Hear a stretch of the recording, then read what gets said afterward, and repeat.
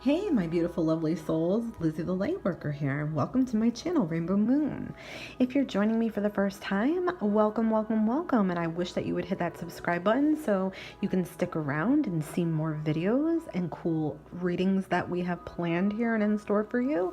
And if you're joining me again, welcome back.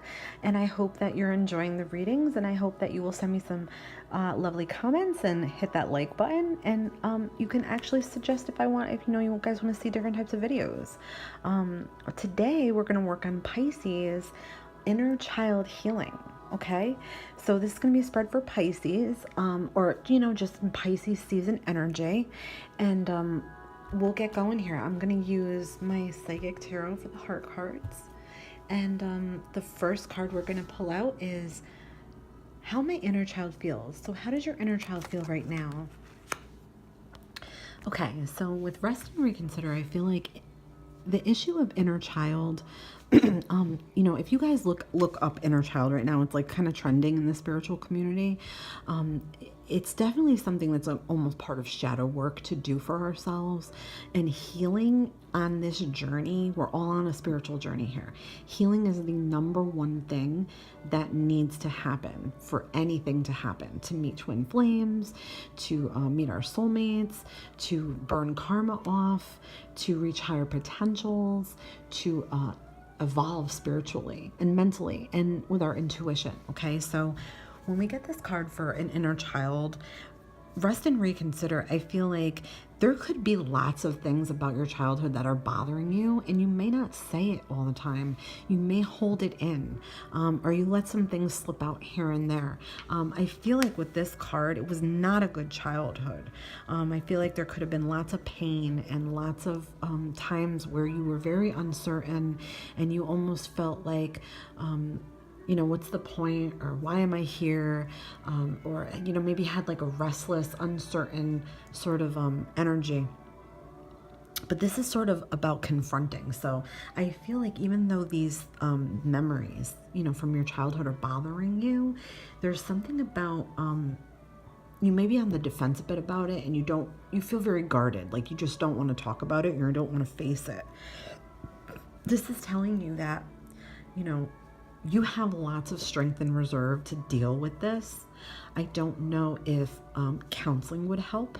Sometimes, when we have to bring things to surface, it's like opening a door that we're afraid of what's behind the door. We don't know if we open the door and something's going to fly out and slap us in the face, or knock us to the ground, or make us cry, or make us laugh. It's emotions that you put away, that you bury, that you lock up.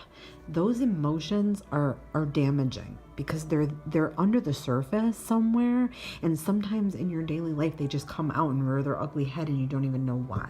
So this is telling you to sort of open up a bit about it, and if you felt like you needed to go talk to somebody about it, that's perfectly fine and acceptable, or talk to somebody that you trust. But it's sort of telling you, you have to like let this out a bit, because it's like an inner battle and an inner struggle, and it's causing like anxiety and stuff. And yeah, you definitely have the inner strength to deal with it though. Okay, so what I lacked as a child. So this has to do with self-love. I feel like in your childhood, you may have not learned, or maybe you weren't even taught to love yourself the right way, or even like yourself. Okay, you could have had maybe an awkward phase that you went through, like all of us do. You might have been chubby, you might have had glasses that you didn't like, acne, funky hair. I feel like that has a lot to do with where we get these blocks about the way we don't love ourselves. And I'm not saying self-love is easy, guys. It's one of the hardest things to do. One of the hardest things in the whole world to do is actually look in the mirror and love everything about yourself. Unless you're a narcissist, which is too much like self-love, loving yourself is like so hard to do. So working on that, even just going in the mirror and just telling yourself that you're beautiful, even if you don't believe it, it's almost like say it until you believe it. Okay. But yeah, I feel like that could have been an issue growing up. I feel like maybe, you may have also fought for your parents' attention. If your parents were together, I don't know, together or divorced, you may have felt like, you never got that full, like, wholesome, stable, like, love. Okay, not that they didn't love you, but you may have not viewed it as stable. Okay, but yeah, this has to do with past memories. So again, thinking about the past a lot here, I'm getting that. Okay, so it must be bothering you. It's definitely here. Okay, sort of reconnect with your inner child. I mean, like, go back to childhood when you had good times or you felt innocent. This is sort of telling you to get some of that innocence back about yourself, and sort of have to do the work. But it's that real love, that self-love that needs the help. Okay. Okay, so something that left my inner child scarred. Okay, so now I don't know if your parents fought a lot. I don't know if there was a divorce, but I feel like this has to do with bad egos and hostile environments. So I don't know if you grew up in a hostile environment and it always sort of left you feeling like unstable or scared or out of balance or not unsure, okay? Maybe restless. You might have felt confined to these feelings. You might have always felt like something was your fault, okay? So a lot of self-blame comes in with that when you're in a hostile environment and there's lots of arguing and fighting. It makes you feel like for the rest of your life you have a hard time feeling like you're good enough. Sometimes you adopt sort of an angry side to yourself. It makes you feel uncertain. It makes you feel unstable. It could just make you have issues with communication, make you have issues with commitment. Sometimes we become passive aggressive because of it, because we're afraid to speak. We're afraid to let things out of reactions that we're going to get from the hostile environment that we've come out of. Okay, it makes lots of sorrow, and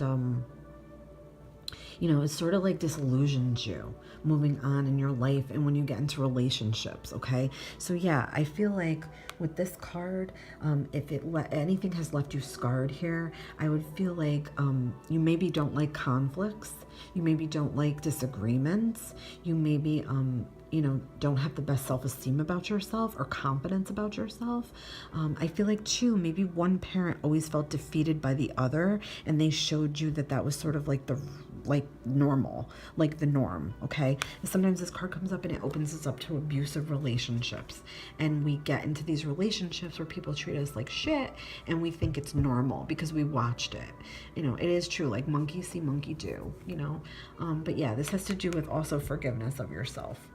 And not blaming yourself for any of those things or issues that happened. Okay, so I'm going to say, how does this affect your life now?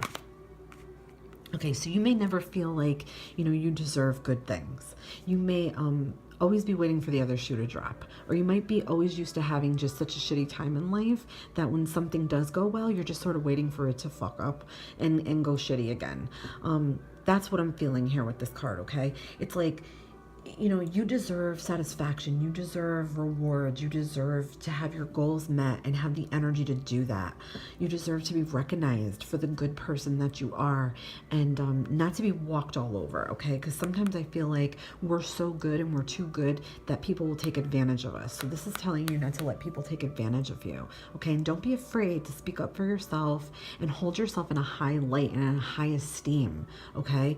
'Cause that's what it's all about.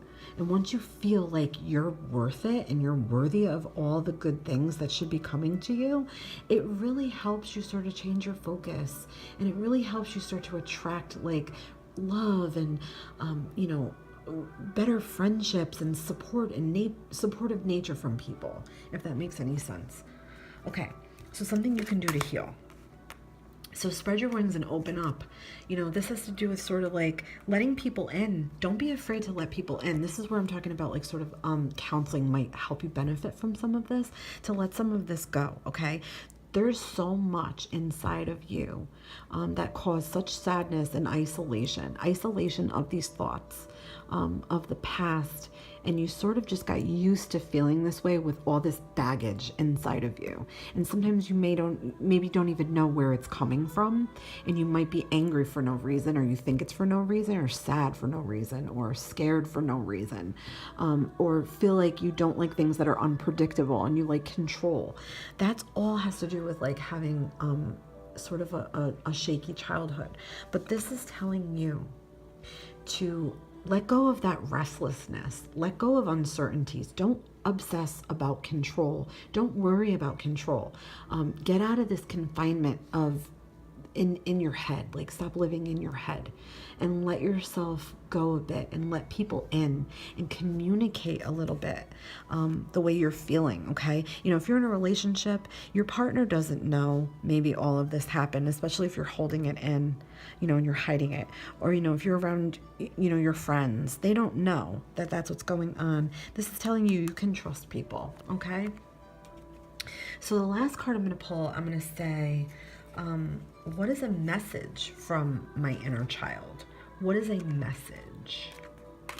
Change your focus. Okay, so a message from your inner child is telling you that changing your focus has to do with like your pattern of thinking.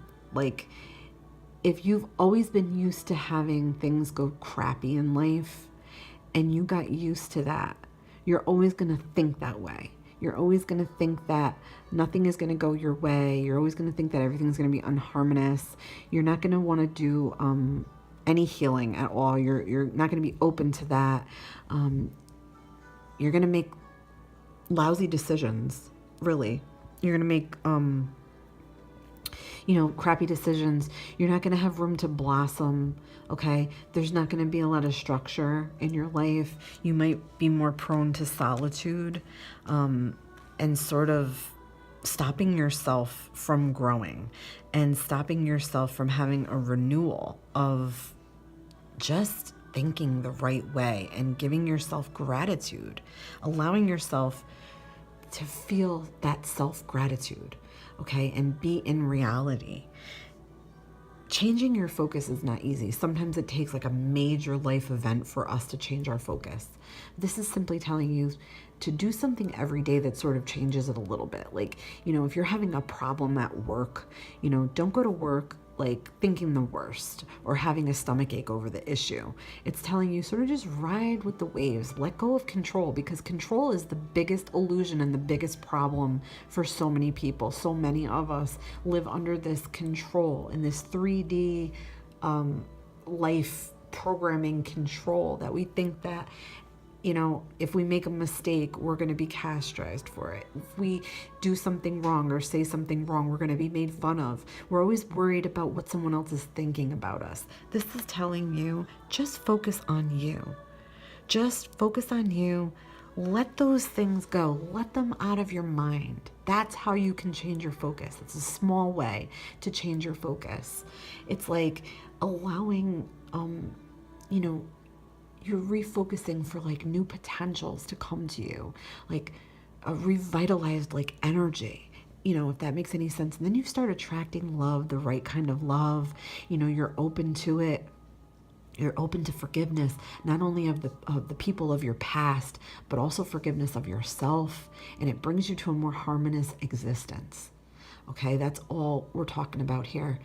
When we're on this spiritual path, we're all on a spiritual path. It's all about spiritual growth and how we heal. Healing is so hard to do, especially when you have to put in the work.